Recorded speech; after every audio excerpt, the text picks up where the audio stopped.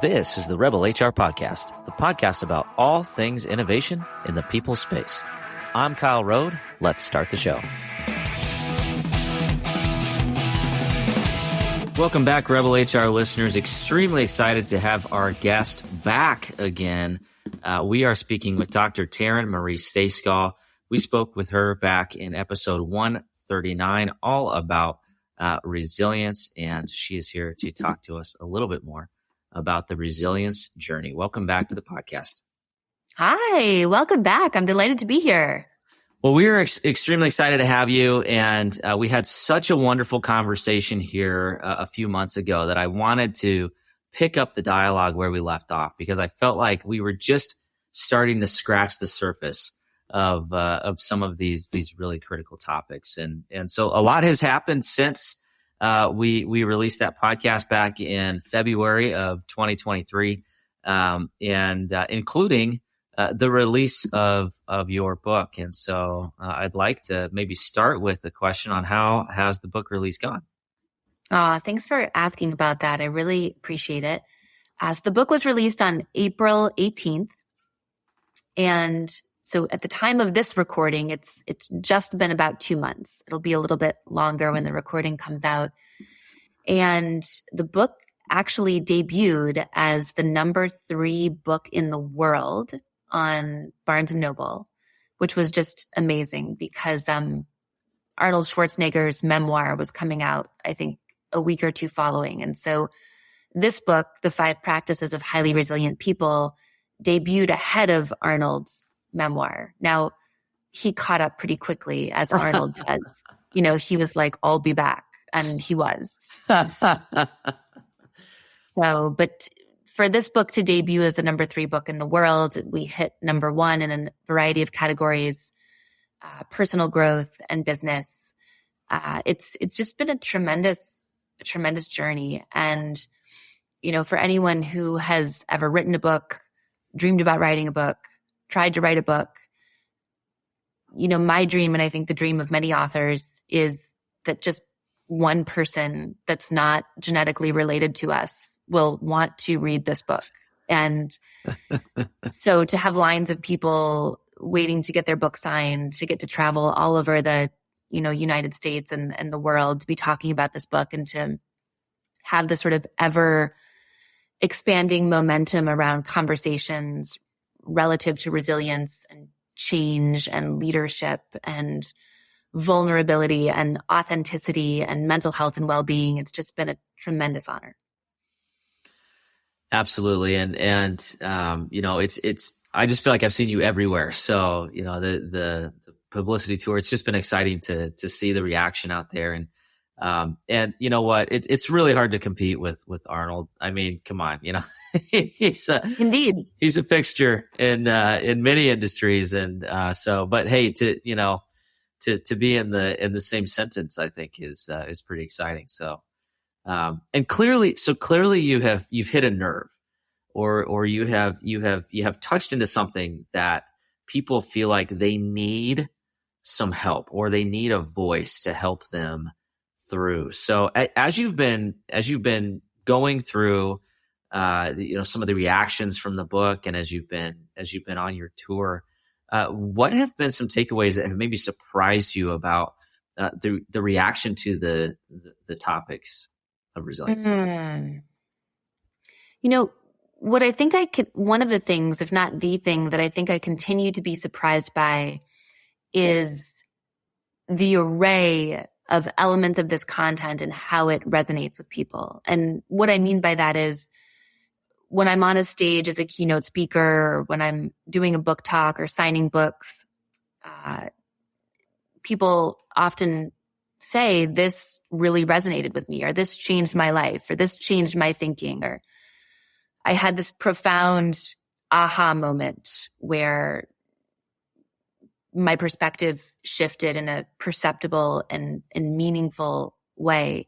And so I'll say to people, well, what was that moment, or what was that piece of content? And what surprises me, to answer your question, is that it's never the same thing. You know, because I've really tried to trim down my remarks, really get to the essence of what speaks to people. And I know that there are a series of things that are very important to people on their journey. And it's, 15 to 25 things that resonate with different people in different ways. And so that has surprised me. And what I love about it is that people can really put on this work, like put on a cloak of this work and see themselves in it, and that it resonates with them and it resonates with the essence of who they are.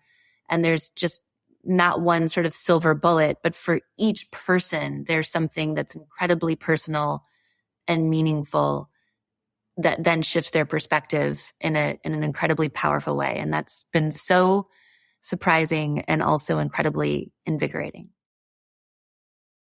I think that's a fascinating insight.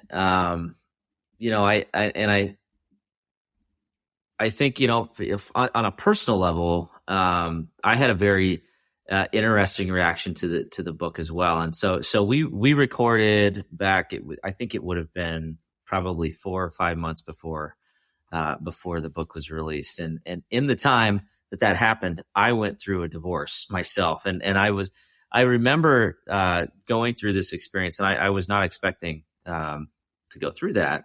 But I remember pulling out the podcast episode that we recorded and listening to it again, because I was like, I need to hear how to be resilient in this moment, right? Like it was completely unexpected, something that I was not planning for. It wasn't in my life plan, right? But that's life. And it happens. And so, from my standpoint, that part of it was around just understanding that I'm not alone. And the fact that, being resilient and facing this adversity is not a unique human condition to me in this moment, right? We're all in this together, and ultimately prompted me to tap into my network and my family in a different context that I had previously. So that was from one reader to you. That was one of my takeaways as I was going through it. Well, I love that. And one of the reasons, if not the reason, that I did this work, to really at its core, what is resilience? At its core, it's how do we as humans effectively face the inevitable moments of challenge, change, and complexity, even when we didn't expect those moments, or especially when we didn't expect those moments, when we feel broadsided or blindsided by what shows up in our lives. And what I wanted to understand is, how do people most effectively face challenge? What are the things in particular that they do on top of their mindset? And I wanted to understand this because I wanted this book to be a thing that would ensure that no one ever had to go through a challenge alone. Because I know what it's like to go through hard things feeling alone. I think what that's like. A lot of people know what that's like. And it's so disorienting to be in these moments and then to feel like we've got to do it on our own, or there isn't someone that we can turn to, or the fear of peeling back that veil and being honest about what's happening in our lives, the threat of what that would mean, or the sense of embarrassment, or people will look at us or perceive us differently, sort of keeps us trapped in our vulnerability cage.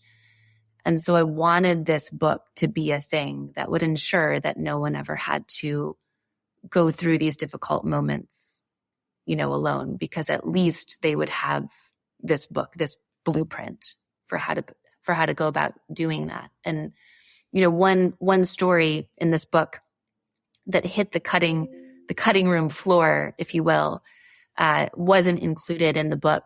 It was an outtake, is actually a story about me going out to a bar in New York City, in Soho, with a girlfriend, and a guy making eye contact with me across the bar.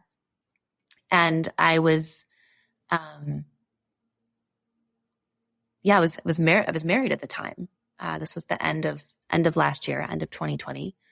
I too have gone through a divorce in the intervening time. So we have that in common. And, so as a married woman, I'm trying not to make eye contact. And so he sends us drinks across the bar, and then he comes around, to talk to us. And, pretty quickly we got a peek behind what was really happening for him. And he'd just broken up with his girlfriend. And so I was asking some questions about that and how are you doing? And he felt like she was the love of his life. And, we keep talking, and he's very sad about this breakup, and we keep talking. And he reveals that, in fact, after he had finished his dinner, he was eating alone across the bar. He was meeting with a drug dealer to purchase enough drugs to then go home and commit suicide. And him sending us drinks was essentially like sort of one of his last acts of goodwill. And wow. It appears that it also saved his life, because in our conversations, he talked about how much pain he was in and how he felt like such a failure for this relationship ending, and how exhausted he was by being a CEO and the head of his own company. And he felt incredibly alone. And he didn't feel like he could tell anyone how he was feeling, because it was so dramatically different from what he thought other people's experience was. And I have this viewpoint that I talk about in the book, which is, for us as humans, it's unique versus universal, or universal versus unique. And that we think we're more different as humans than we really are. And so the universal elements of this is, we have all experienced disappointment, rejection, loss, pain, suffering, the ending of a relationship that, took us by surprise or we didn't expect. And so that's the universal. We have all felt those emotions as humans. And the uniqueness is then the overlay and the nuance of what that experience was for each of us individually. And going back to this idea of people going through things alone, and mental health and well-being, and how we think about that for ourselves individually, our families, our communities, our peers, our teams, our direct reports inside of organizations, he was feeling profoundly alone, and that no one else had experienced what he had experienced. And what I was able to say to him in that moment was, look around this bar. You think that you're the only one in here that has experienced these things? Every single person in here has experienced these things. Every single person has been in a moment that's so profoundly difficult that all they could do was just breathe in and breathe out. Like, just getting oxygen in and expelling it out of their body was the full complement of what they could do. And you're not the only one. In fact, welcome to being human. This is what we've all experienced. And I remember he was really dumbfounded by that. Like, really? Everyone here has had this experience. And that sense, that shift that happened for him in that moment of, instead of seeing himself as an outlier, and instead seeing himself as someone who had entered this community of humanity, and that this was not something to end his life over, but to see it as a rite of passage that we go through in a universal way, that saved his life. We'll be back after a quick break. And so used to having everything in front of them right away that we forget that innovation just takes time. I myself, I get frustrated too. Why? And this as being one of my best friends is, hey, I talk to you all the time. Hey, man, I'm frustrated in the fact that I can't seem to just get there in the next day. But that's just not how these things work, right? Innovation needs to be planned out. It needs to be very methodical. And then when it finally hits, that's when it seems like to everyone else that it sort of just came out of nowhere. But to you, the amount of dedication that it took over that time. Wow. That's an extremely powerful story, but I think it highlights the power of talking openly about these challenges, right? Yes. And being vulnerable enough as individuals to ask for help and to be open and you know, kudos to you for working through that. Although it sounds like maybe it didn't start in the most favorable context for you. So I'm curious, in that moment, as you were, just be careful who you buy drinks for. That's the moral of that story. Yeah. Or Yeah. You never know if you buy me drinks, what you're going to get. I might just save your life. All right. Do you want me to put that link in there so that you don't have to buy drinks anymore, and then you can? Yeah, there you go. There's a Calendly invite for that. Yeah. There is something to that, though, when we talk about asking for help. Back when we recorded the episode, I don't know if I talked about this, but it was around the time when we recorded the first episode and released it. There was a fighter. I don't know if you follow like MMA or UFC. Like, I definitely don't. But there was a fighter who had committed suicide in England. And there was another fighter who was saying, whenever I tell this story, people are like, oh, you mean this person and that person? I'm like, yes, those people.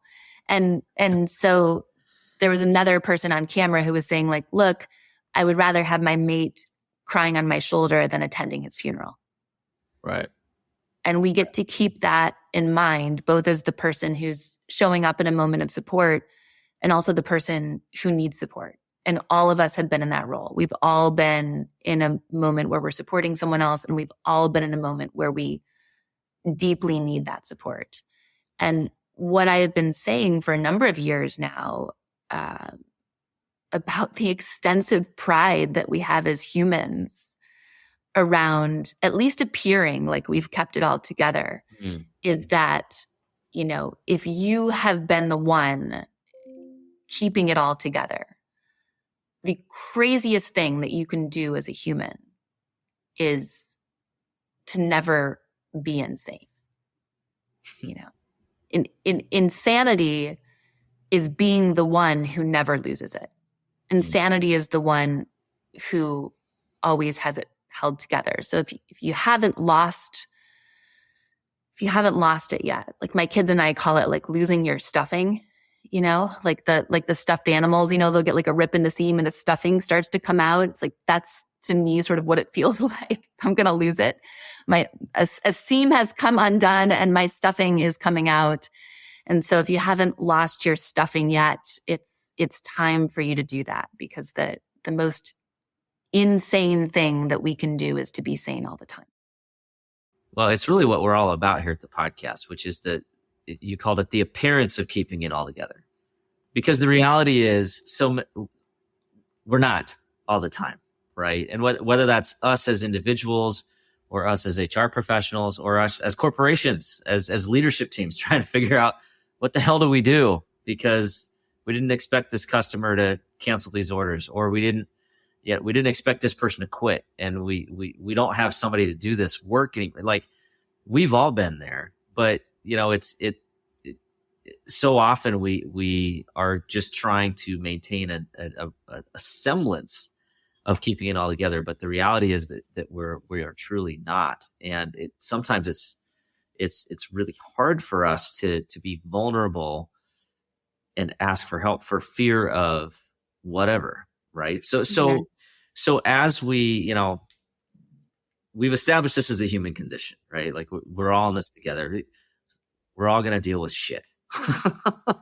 It takes different versions, but what advice do you have for us that are either individually or trying to help somebody else work through these situations? How can we start to get over this requirement to appear as if we're keeping it all together and truly get vulnerable and accountable for ourselves and for others?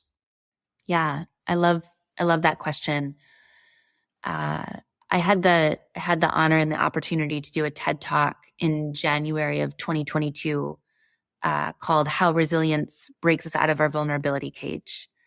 And one of the things that I talked about in that talk was this idea that in the first practice of highly resilient people, the first practice is vulnerability.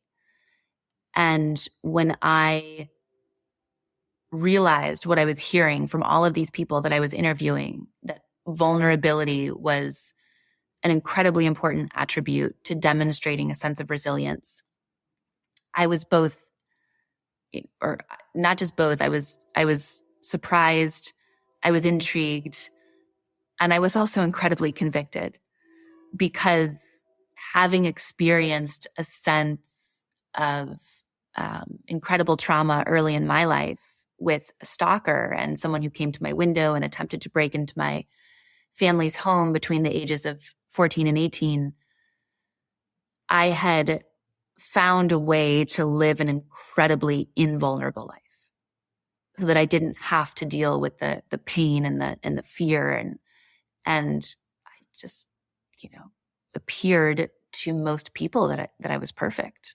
And that was very intentional. And what that created was an incredible separateness, where people didn't feel like I was approachable, and I didn't feel like I could share what was really going on in those moments of my life. And so when I got to delve deeper into vulnerability and what it is, vulnerability is really about our inside self, our thoughts, feelings, and experience matching the outside self to the greatest degree that we share with the world. And vulnerability becomes important in these moments of challenge, change, and complexity, or the 3 C's as I call them, because we know that these moments, I think you said, we're going to go through shit, right? We know the 3 C's, the challenge, change, and complexity. This is the, I have a train going by. That's exciting. It's punctuating. It's like, so we know the 3 C's is the fabric of what it means to be human. And what that means is we get to release the shame. We get to release the personal responsibility that we tend to take on when we experience challenge, change, and complexity. Because until now, the vast majority of us believed that these things were supposed to be an outlier, a blip on the radar. If we were strategic and planful and thoughtful and conscientious enough, we should be able to engineer these things out of our lives. Gosh darn it. And it turns out we can't. And not only can't we, I don't know if that's proper English, we don't want to. Because these are the moments that teach us the most about who we are. The word resilience, it's a word that some portion of the population has rebelled against and said, like, I can't wait for a time when I don't have to be resilient anymore. Well, that's like going to the doctor with a fever or a sore throat and saying, like, I'm so sick of your antibiotics. I've got this infection, I want you to fix it, but I'm so sick of your antibiotics. So resilience is really the cure. It's really the thing that aids us in these inevitable moments of challenge, change, and complexity. And the first practice of that vulnerability allows us to show up as close as possible to who we are and as we are in these moments. And when we engage in vulnerability, what that does is really twofold. One, it allows us to be seen and known to a deeper degree, and therefore people are able to help us. They're able to provide information, knowledge, support in the moments when we need it most. Think about that gentleman at the bar who told us about what was really going on. Then he was able to finally get the support he needed. And, he was able to not commit suicide, or his suicide attempt was, thwarted, I suppose, because he received the support and the empathy that he so deeply craved. And the second thing that happens is anytime we're facing the 3 C's, it takes a lot of energy. It's really exhausting. And so then if we're trying to appear to be one way on the outside, but really feeling a different kind of way on the inside, that means we're running 2 different human operating systems simultaneously. And when we run 2 different, human operating systems, or you run two different operating systems on your computer, what happens? It crashes, or at least it's very slow. And so the ability to get congruent with the inside self and the outside self saves a lot of energy. And to your point earlier, I'll just sort of touch on this. Within the practice of vulnerability is the vulnerability bias. And the vulnerability of bias appears from my interviews and from my inquiry to be something that's sort of like left over from evolutionary times, where we didn't want to be different from the pack. We didn't want to be excluded. We didn't want to be ostracized, because if we were, that would mean certain death. We as humans have only survived because we've been able to band together in evolutionary times. And yet what I believe now is that script has actually shifted. And we no longer need to be together physically to survive in the world. And yet we need to connect with one another emotionally, psychologically, to make it in the world. And so what used to maybe keep us safe from being ostracized, don't be the weird one, don't be the one who's different.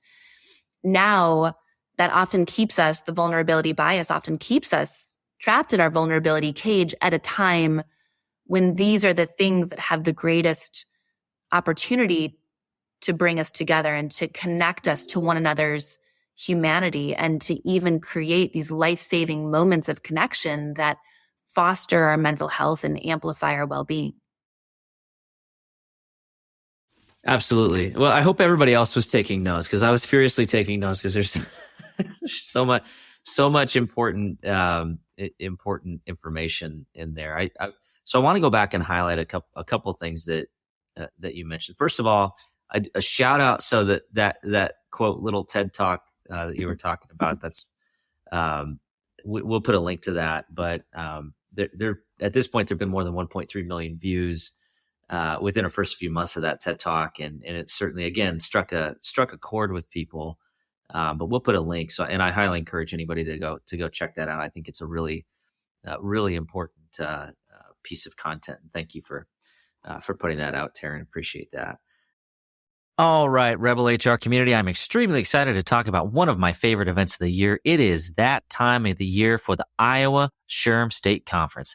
This year's theme is the Great Reset, the future of HR. The event's going to be in Des Moines, Iowa, October 11th through the 13th. I will be there, and I cannot wait to see all of you there. We're going to have a lot of fun as a Rebel HR community. It is a 2.5-day event. It will kick off with a pre-conference workshop with Tina Marie Woolfield entitled Wake Up HR and Get Curious. Sounds familiar, doesn't it, guys? Awesome live keynotes from Josh Evans and Sherry Harley, as well as amazing other speakers I cannot wait to listen to. I can also not wait to network and talk about how HR can change the world for the better and talk to all of you. You'll be able to get all the PDCs that you need, as well as some awesome vendor and sponsor exhibit hall prizes, and most importantly, some live networking opportunities. To learn more, go to www.iastateshrmconference.org. That's www.iastateshrmconference.org. See you there, community. Rebel on. I want to circle back to the topic of living an invulnerable life.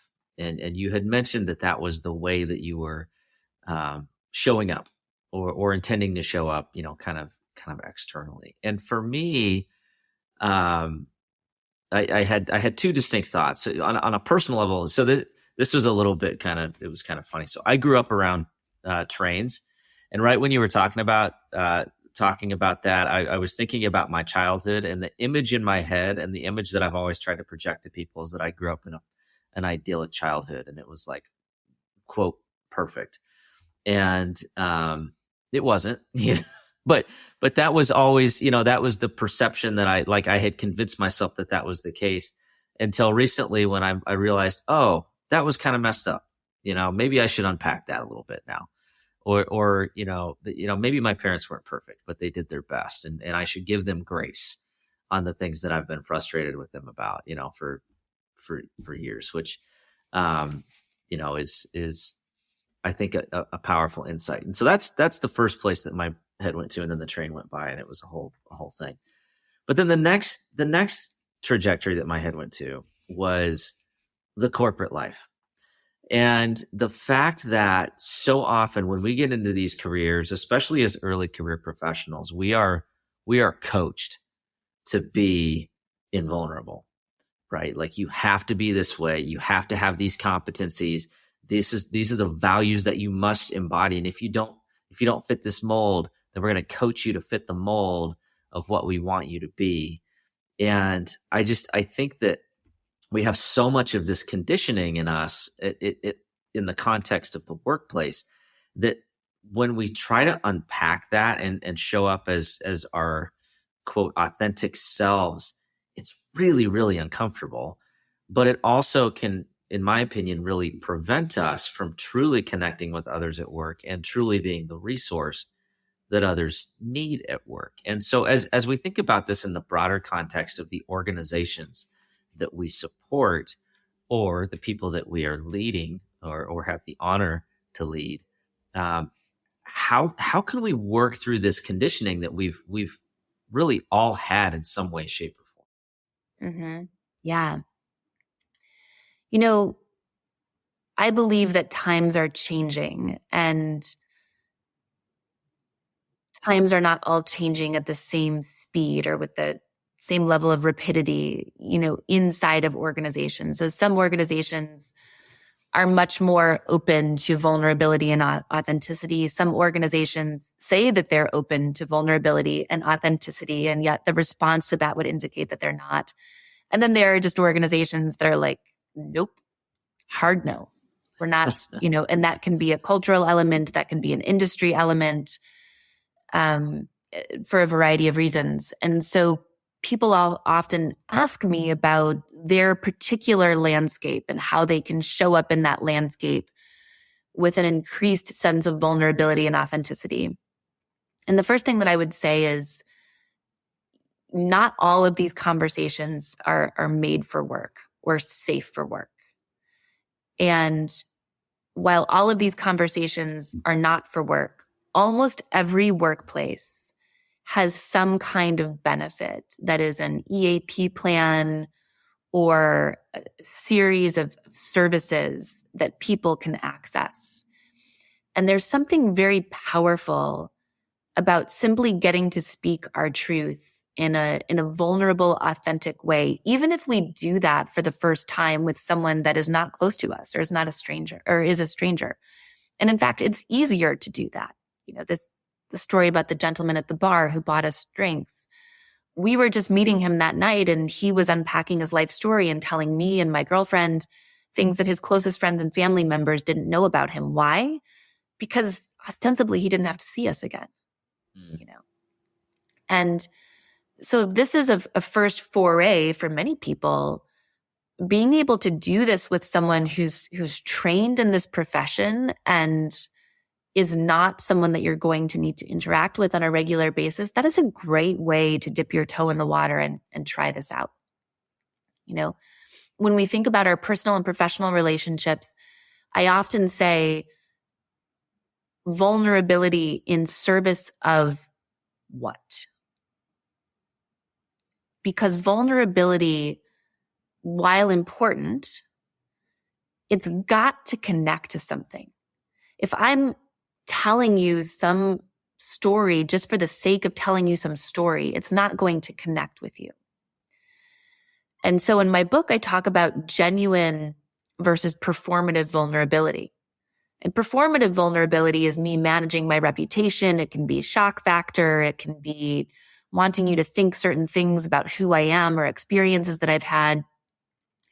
Genuine vulnerability is always about creating a deeper connection between you and I, or a deeper connection. That's genuine vulnerability. And so we get to check in with ourselves and say, this vulnerability that I'm feeling, is it genuine? Or are there elements of my ego or some other part of me that are driving this, that are making this performative, either some part or wholesale performative? And so the first question that we get to ask ourselves when we want to share more inside of an organizational or business setting is vulnerability in service of what? What deeper, genuine connection am I building with you? Am I building with my team? Am I building with a peer by sharing this vulnerability. And then we also get to make that connection for people. And I've seen so many leaders do this just so beautifully, to talk about how they grew up in poverty, how they grew up with food insecurity, how a family member didn't get the medical care that they needed and passed away in an untimely way. And then tie that experience, that story of vulnerability, that resilient story, to their mission and vision as a leader, and why they show up each and every day to work inside of this company and align with the organization's broader mission. That's what works really well in workplaces where vulnerability and authenticity, are accepted in a real way, is to tie it to something. And I will also mention, that oftentimes that like flying by the seat of our pants is also not the same as vulnerability. So I wrote about this in my book as well. I was coaching an executive woman who she's a high potential woman inside of her company, and she had taken a cross-functional promotion where she'd moved from marketing to operations. And we were in our coaching session talking about how she was going to introduce herself to her new team and how she was going to address her new team for the first time coming together as their leader. And she said, well, I'm just going to go in there and tell them, I have no idea what I'm doing, and this is all new to me, and not even really sure why they took the woman from marketing and put her in the world of operations. And I stopped her and I said, well, what do you think you're doing there? And she said, well, I'm being vulnerable. And I said, no, you're not. You're discrediting yourself. And there's a big difference between not preparing, discrediting ourselves, being self-deprecating, pointing out the things about ourselves that we're insecure about before somebody else sees them. That is not vulnerability. Vulnerability is always about creating a genuine human connection in a moment where I allow my inside self, my thoughts, feelings, and experience to a greater degree match the outside self that I'm sharing with you and with the world. Absolutely. And I love that context, the vulnerability in the service of what. And I think, even if you're somebody that's not comfortable with being vulnerable, or is working through how to truly be 100% present at work, and not essentially be like acting or playing a role and being performative, but having that goal and understanding, I am doing this. I am being vulnerable for this end goal, and ultimately that will help my organization and others be more effective. I think that's a really nice way to bridge. How do we step outside of our performative role and into something that's more authentic and supportive of our teams and our organizations? And I just think extremely, extremely well said. With that being said, I know you are extremely busy, and we are almost at the end of our time together. So I want to give you an opportunity to share with our listeners how they can get their hands on the book, and what other resources you have to help us think about resilience in the workplace, and how we can continue to help our organizations and teams thrive. Sure. Thank you for that. I know that there'll probably be a link in the show notes to the book. You can purchase that on Amazon. I read the Audible version that you listened to, which was a lot of fun. I'll just say as an aside, when I was going through my divorce, I was also in studio reading the Audible book when I was in a moment of that. And so it was also for me the opportunity to go back to this work and to this book in a moment of profound challenge and get to listen to myself. And I was like, wow, there's like some really good stuff in here. I should listen to her, on the regular. So that's where you can find the book. You can visit me and my work at resilience-leadership.com. And we know that there's a lot of people out there who have read the book and said, okay, what's next? How do I go deeper into this content, do more, continue on this journey? And so in anticipating that, we've built out a couple of products and services that can be accessed individually by companies and by individuals. One is a meditation bundle. It gives you 5-10-minute meditations, each on one of the practices of highly resilient people. We also have a sort of a trimmed down version of our online course. And then we have the full version of the course, which is called Flourish. And it's a 7-module course that we're doing inside of a lot of organizations. Individuals can purchase it. We also do it inside of organizations where we're able to bring people together to do the course modules asynchronously, and then to have meetings that bring teams and large groups of people together virtually live for us to do group coaching and discussion and additional teaching, which has been a lot of fun. So there's some great things out there that will allow you and others to even continue to interact with this work and to continue to grow. Absolutely. And you are right. We will have that in the show notes. On a personal level, I really sincerely appreciate you being vulnerable and sharing a little bit about your journey. It was very personally helpful for me. And so, to answer your question, in service of what, that you certainly helped me. So thank you for that. I can't wait to continue to follow the work that you do and continue to support and amplify all of the content that you're putting out there and the help that you're giving many people. So thank you so much for joining us today. Thank you so much for having me. What an honor. And thank you for having me back with you and with your audience. I'm delighted to be here. Thank you. All right. That does it for the Rebel HR podcast. Big thank you to our guests. Follow us on Facebook at Rebel HR Podcast, Twitter at Rebel HR Guy, or see our website at rebelhumanresources.com. The views and opinions expressed by Rebel HR Podcast are those of the authors and do not necessarily reflect the official policy or position of any of the organizations that we represent. No animals were harmed during the filming of this podcast. Baby.